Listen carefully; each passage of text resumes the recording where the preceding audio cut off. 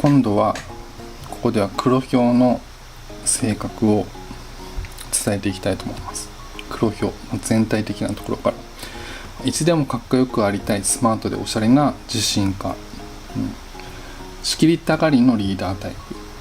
仕切りたがりのリーダータイプで、常に新しいものを追い求める情報通で、自分大好き、自分ファーストだからちょっと心当たりがあるな。で、メンツやプライドにこだわる、ファッショナブル、ダサいことは大嫌い、洋服はモノトーンが基本で、お下がりは論外、安くても新しい服を希望で、センス抜群のアイディアマン、いくつになっても青春時代、ガラス細工のように繊細な心、先行逃げ切り型気を使われると上機嫌になる。なるほど。なんかね、ちょっと該当する人がいますね。基本性格、スタイリッシュで誇り高くエリート感あふれるリーダーで、自分に自信があり、いつでも密かにトップを狙っています。ただ立場やメンツには一切こだわるので、周囲の視線を気にしすぎるあまり、評価や噂話に一喜一憂して自爆することもありますと。で、プライドは高いですが繊細で傷つきやすい心の持ち主です。で、ファッショナブルでセンスも良く、トレンドには敏感、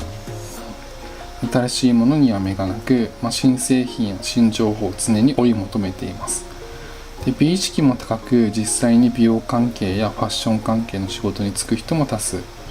で、年齢を重ねても若々しく洗練された印象を保ちます。で、女性はちょっとボーイッシュでショートヘアが似合うキュートな小悪魔といった印象の人が多めで、男性は常にかっこよくいたいという意識が光るスマートなタイプです。で、しっかり者で責任感を持って仕事に当たり、何でも器用にこなします。で、話し合いも得意、道理と正義の人で、不正を見つけられたら猛然と上に立てつくような反骨精神の持ち主。該当するな。で、仲間思いで困っている人を見過ごせない優しさを持ち合わせているので、みんなから好かれます。で、妄想癖があり妄想癖、想像の中では大胆な自分、なんか書いてることが該当する人がいますね。このキャラクターの攻略法、とにかく推しに弱いので、先制攻撃こそが一番の攻略法で、優しくされると心を開きやすくなるので、黒ヒョウの話は最後までじっくりと聞いてあげるのがポイント。織り交ぜて攻めると効果的、ダサいことは嫌がられるのでスマートにということですね。で、仕事、情報時代をスマートに生き抜くマルチな才能の持ち主、強い責任感を原動力に器用に仕事をこなす、頼れるビジネスマン、社会の動きに敏感でマルチなタイプなので、その説得力、企画力、世の中の動向に対するアンテナの高さから、マスコミ界の星の異名もありますと。表現力も恵まれている。で、自信とプライドを内に秘めて、リーダーの座を狙う野心家ですが、自分のためより、誰かのために頑張れるタイプで、面倒見もよく部下からも慕われるでしょうと。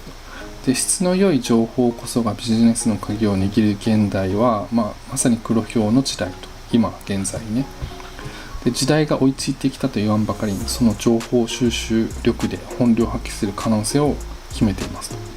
で、特に新規事業開発や企画部門で活躍する可能性が大きい。ただ、思い込みの激しさによる孤立には注意しましょうということですね。で、適職がファッションデザイナー、ネイリスト、CA、モデル、漫画家、ゲームクリエイター、YouTuber、ここも YouTuber、作詞家、芸能界、アパレル、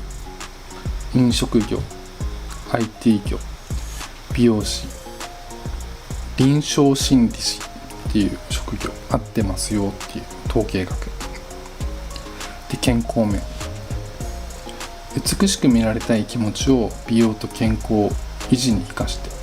いつまでも若々しくありたいという思いが強い黒ヒョウは、美と健康維持には特に気を使っています。で、新しいもの好きという面も手伝って流行っているサプリとか、とりあえず全部試してみるようなタイプと言えます。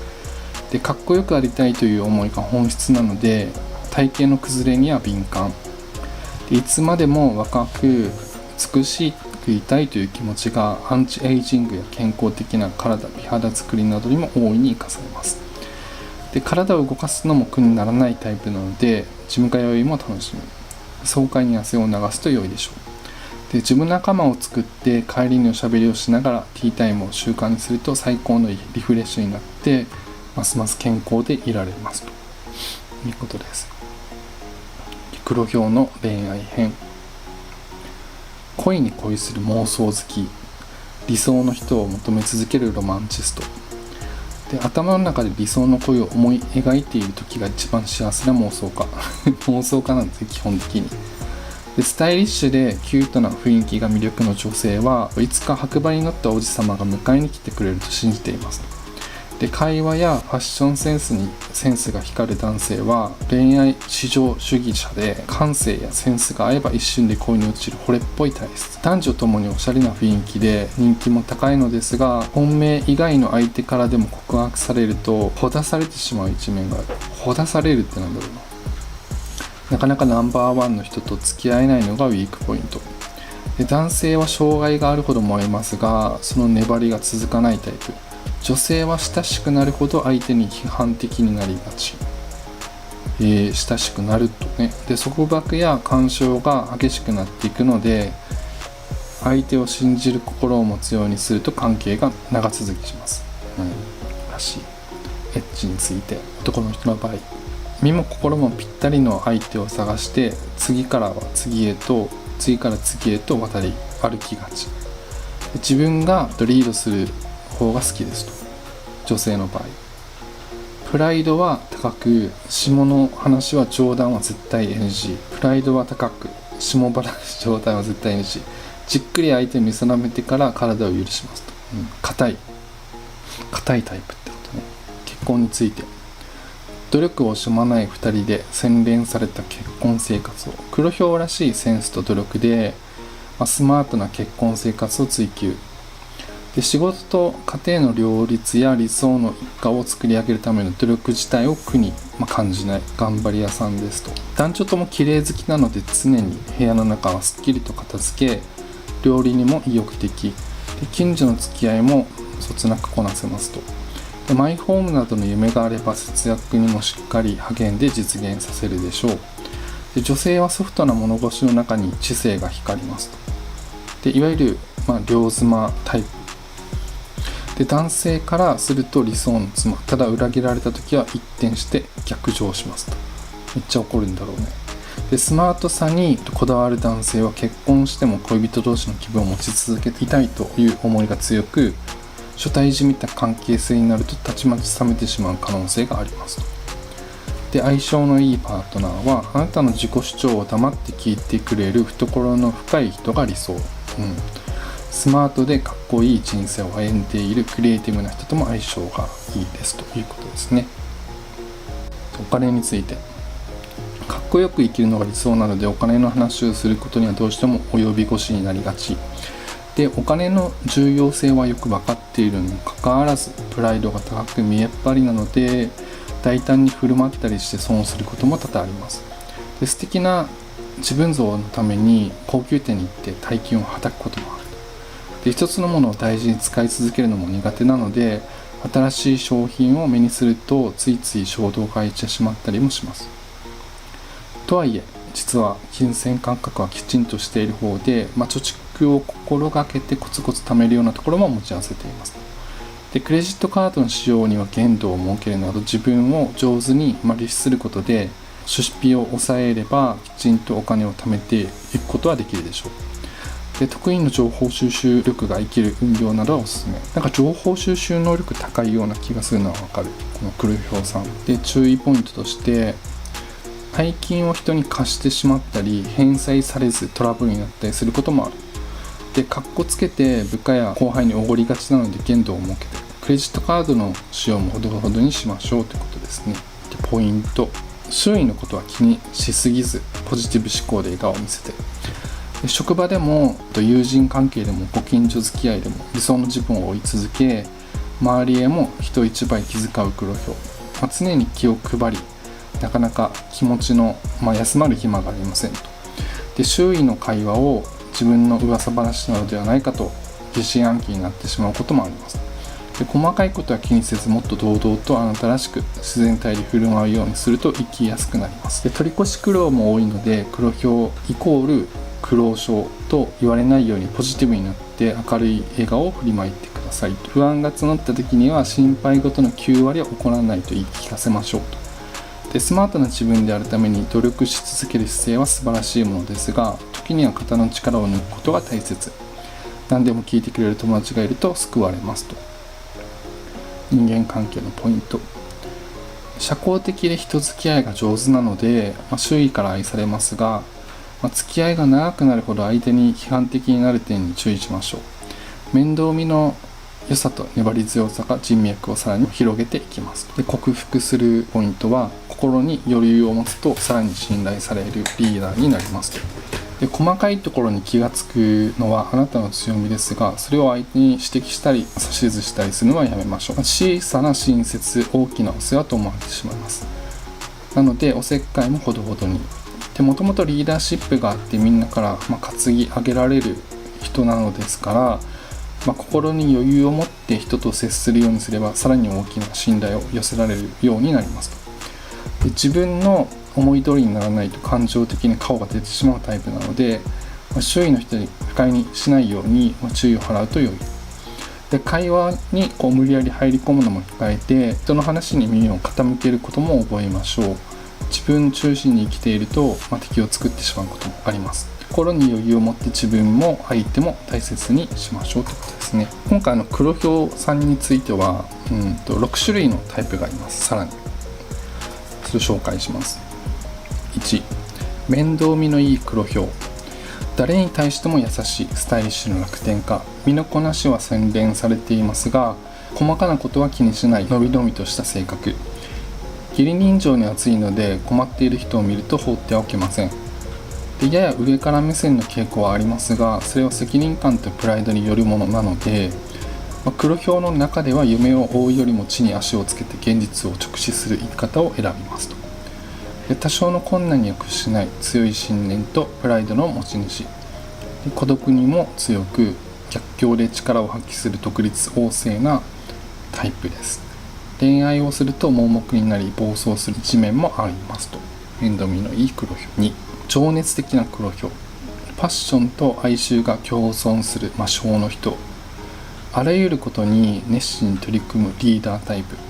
で、気さくで、ソフトな人当たりながら、内に秘めた情熱は誰にも負けません。勝ち気と思われることもありますが、本当は涙もろい寂しがり屋さん